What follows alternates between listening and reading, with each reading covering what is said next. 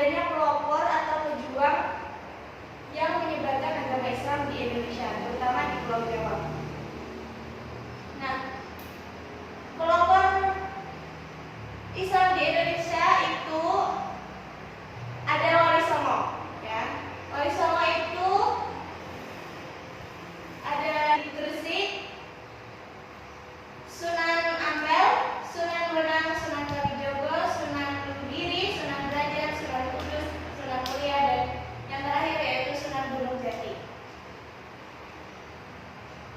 Pada kali ini kita akan membahas tentang biografi dari Wali Songo, kemudian strategi dakwah Wali Songo, kemudian peran Wali Songo terhadap peradaban Nusantara, selanjutnya yaitu tentang keteladanan Wali Songo.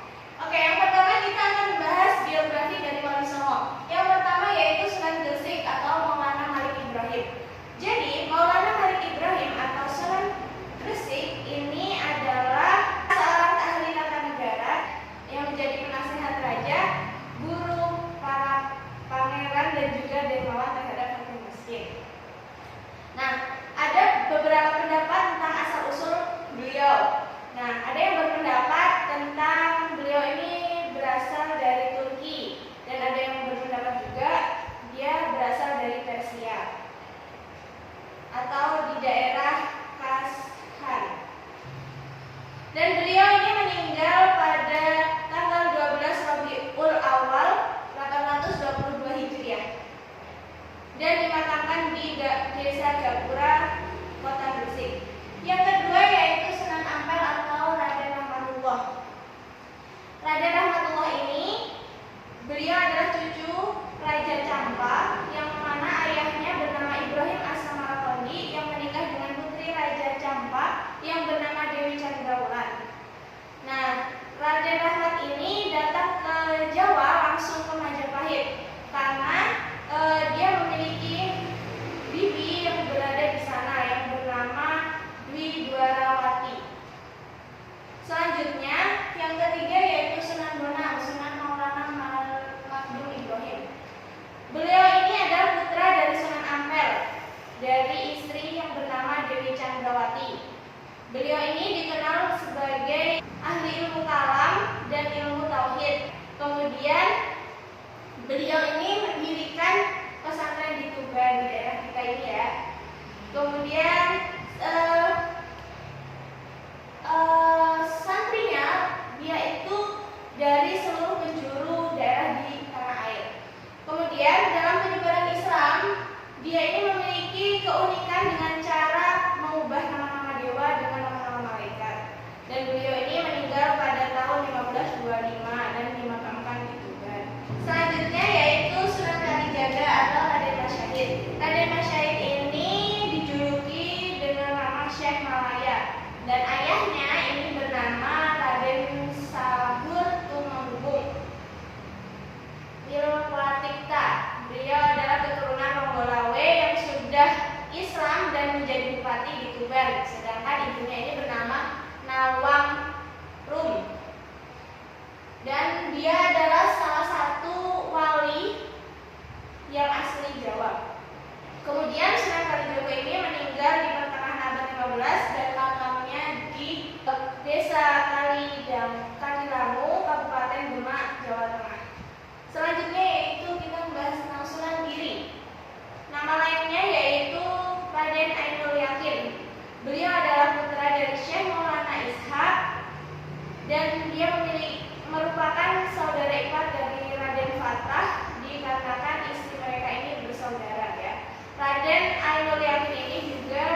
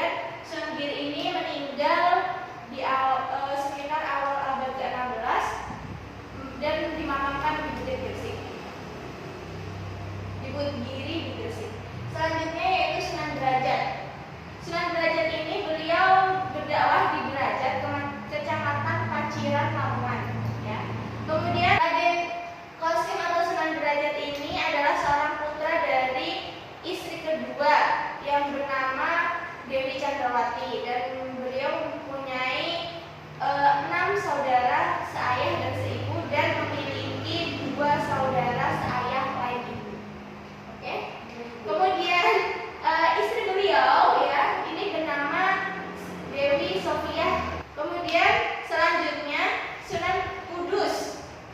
Ada yang tahu siapa namanya? Coba namanya siapa? Raden Jafar Sendiri. Oke, pinter. Kemudian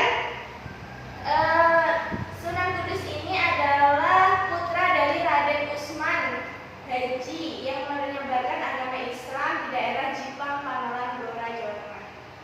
Selanjutnya, beliau ini dikenal dengan julukan Wali Al-Ilmi. Kenapa? Karena sangat menguasai ilmu agama, terutama ilmu tafsir, fikih, usul fiqh, tauhid, hadis, serta logika.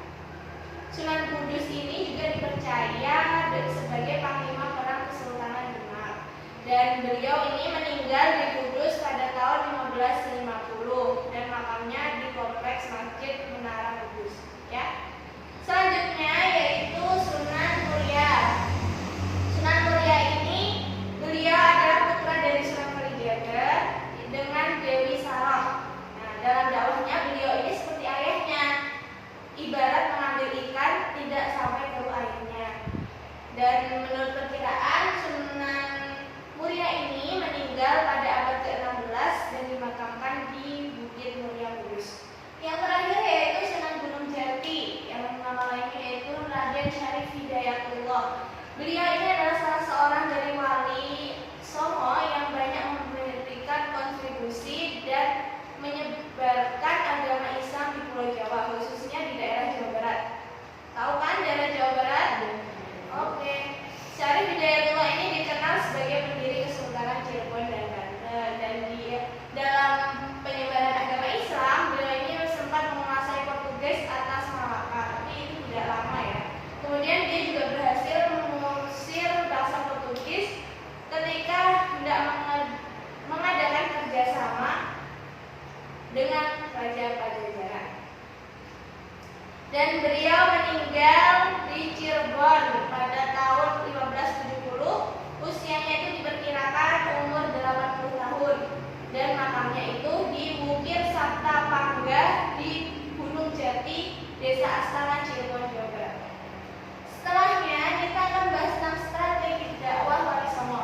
Ada strategi dakwah Wali Songo ini ada 4, yaitu kesenian, pendidikan, kebudayaan, dan politik. Oke.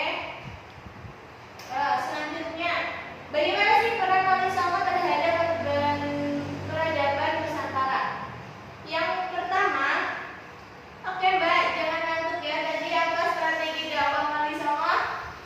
Melalui kesenian, pendidikan, kebudayaan, dan politik atau pemerintahan. Oke, jangan diulang lagi ya. Iya, ngantuknya. Bu. Oke, peranan Wali Songo terhadap peradaban Nusantara yang pertama yaitu dakwah. Seperti yang kita ketahui, dakwah di Indonesia ini sangat cukup besar ya kemajuannya, karena disebabkan para adipati atau raja mereka ini sama-sama masuk Islam, sehingga penyebaran yang dilakukan oleh para pedagang pada masa berikutnya dilanjutkan oleh para penguasa, dan wali ini menjadi penasihat dalam pemerintahan. Kemudian yang selanjutnya yaitu pendidikan. Dalam menyebarkan agama Islam di Indonesia, Wali Songo ini menjadikan masjid atau pesantren ini sebagai pusat dakwahnya. Ya. Mereka mendidik dan mengajari masyarakat tentang agama Islam dan bidang lainnya. Selanjutnya yaitu arsitektur. Arsitektur ini membangun masjid yang diutamakan karena sebagai rumah ibadah sekaligus pusat kegiatan.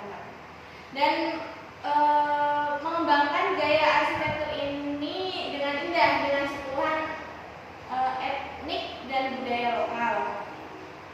Contohnya seperti pembangunan Masjid Agung Demak. Nah, keindahan arsitektur masjid tersebut atau ornamennya itu merupakan khazanah kebudayaan yang harus dijaga kelestariannya ya.